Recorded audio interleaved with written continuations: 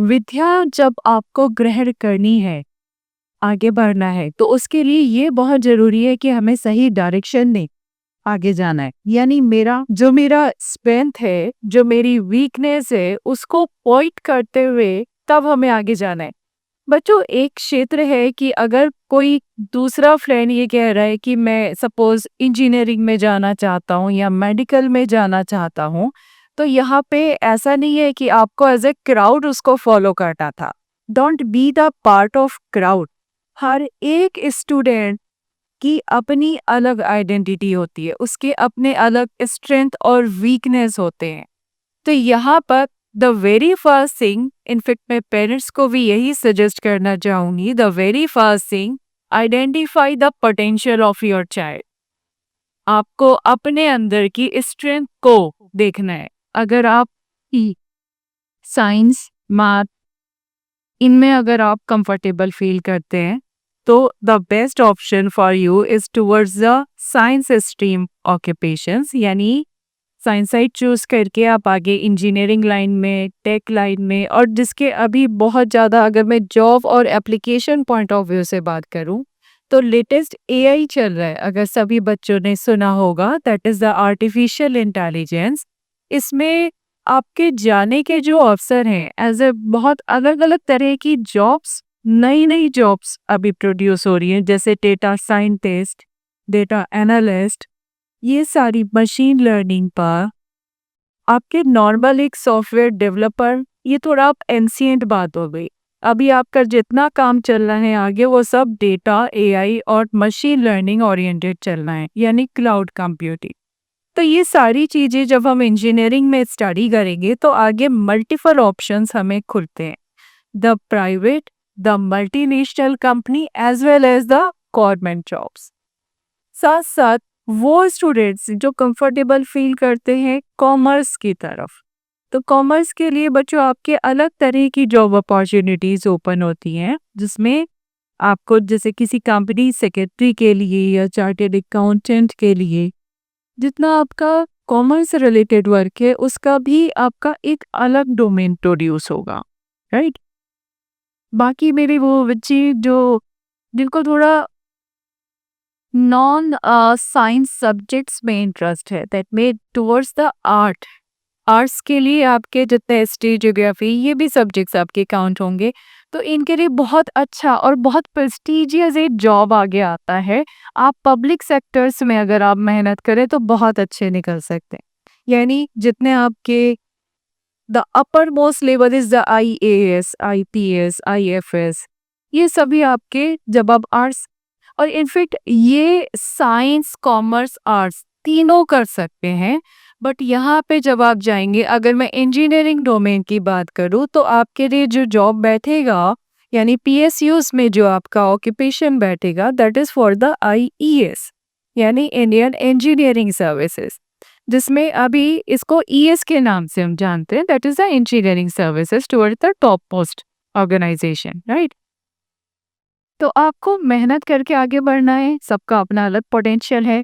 अगर आप as on average ये देखें कि आप जब ग्रेजुएशन में जा रहे हैं, तो कौन से अच्छे कॉलेजेस आपको ऑप्ट करने चाहिए। अच्छे कॉलेजेस की कैटेगरी क्या होनी चाहिए। क्या किसी की कॉलेज की बिल्डिंग को देख के हमें सीधे उसमें एडमिशन ले लेना चाहिए? बिल्डिंग को देख के लेना चाहिए? नहीं लेना चाहिए। तो क्या वो पॉइंट्स हैं जो आप सर्च करेंगे किसी कॉलेज के लिए? Anyone please just let have a interactive session. कौन से वो पॉइंट्स हैं जो हमें किसी कॉलेजेस पे एंट्री या एडमिशन लेते हुए देखने चाहिए, वो बताइए। एनीवन, पीछे से चाहूंगी, पीछे जो सबसे बैक बेंचर मेरे स्टूडेंट बैठे हुए हैं, वो ब्राइटेस्ट करियर होता है उनका भी। तो वो स्टूडेंट्स पीछे से अगर आंसर देना चाहें। यस बेटा। हाँ, फर्स्ट थिंग मैं देखना चाहूँगी इन्वायरमेंट उस कॉलेज का। सेकंड कि उसका पास्ट डेटा क्या है। और थर्ड थिंग जो सबसे ज़्यादा इम्पोर्टेंट है, वहाँ के एजुकेशन एजुकेशन सिस्टम। नाइस फर्क। अब यहाँ पे मैं आपको कुछ ये सजेस्ट करूँगी। देखो, इन्होंने बहुत अच्छी बात बताई बिटिया ने कि हमें कॉलेज के पास्ट के बारे में देखना चाहिए, कॉलेज का एनवायरनमेंट देखना चाहिए। जब आप किसी नई जगह जाते हैं एडमिशन के लिए, तो वहाँ पे आपको इंफ्रास्ट्रक्चर अभी लगभग हर कॉलेज का बहुत साउंड इंफ्रास्ट्रक्चर मिलता है, बहुत खूबसूरत। ग्रीनरी पूरा मिलेगा, साफ-सफाई पूरा मिलेगा। बट आप कैसे जज करेंगे कि मुझे वाक़ई वो कॉलेज मेरे सपनों को पूरा करने लायक है या नहीं है? तो उसके लिए आपको सबसे पहला just identify the faculty retention. Faculty retention से मेरा मतलब है कि आपको ये देखना होगा कि उस कॉलेज के जो डिफरेंट डिपार्टमेंट्स हैं, that may be the electronics, that may be the computer science, वहाँ पे कितने पुराने प्रोफेसर्स अभी उस कॉलेज में हैं।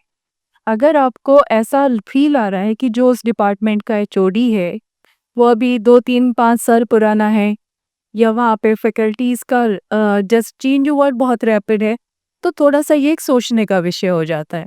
बिकॉज़ आपको उनसे ज़्यादा कुछ मिलेगा जो सीनियर मोस्ट होंगे, ठीक है? जो जितना पुराना प्रोफ़ेसर होगा, वो आपको उतना ही ज़्यादा सही गाइडेंस प्रोवाइड कर पाएगा। तो किसी कॉलेज की क्रेडिबिलिटी आप इस पॉइंट से चेक कर सकते हैं कि उसका फैकल्टी रिटेंशन क्या है। दूसरा पॉइंट जो मोस्ट इम्पॉर्टेंट आपको देखना ही चाहिए, आप सीधे-सीधे उनका प्लेसमेंट रेशियो खुलवाइए, ठीक है? Just check out the graphs, data क्या कहता है उनका प्लेसमेंट का, कि अगर किसी कॉलेज से अच्छे इंजीनियर बन के निकल रहे हैं तो डेफिनेटली कंपनीज में भी प्लेस्ड हुए होंगे, ऑन कैंपस हो या ऑफ कैंपस हो, बट प्लेसमेंट रेशियो डेफिनेटली हुआ होगा, ठीक है? तो ये 2 चीज़ें हैं जो आपको ज़रूर ही चेक करना चाहिए। अगर ये दोनों अच्छे हैं, तो थर्ड पॉइंट पे आप जाओगे रिसर्च पॉइंट ऑफ व्यू पे, कि जहाँ पे आपको इंक्यूबेशन सेंटर्स मिले। इंक्यूबेशन सेंटर मतलब यूपी गवर्नमेंट और हमारी सेंट्रल गवर्नमेंट प्रोवाइड करती है डिफरेंट रिसर्च फैसिलिटीज़ के पॉइंट ऑफ व्यू से। सभी कॉलेजों में इंक्यूबेशन सेंटर नहीं होते हैं, ठीक है? तो जहाँ पे रिसर्चेस की जाती हैं, जहाँ पे कुछ नया-नया इनोवेशंस चलता है, वहाँ आपको इनोवेशन इंक्यूबेशन सेंटर्स मिलेंगे। आपको वो देखना चाहिए, ठीक है? Any other question from your side if you would like to ask?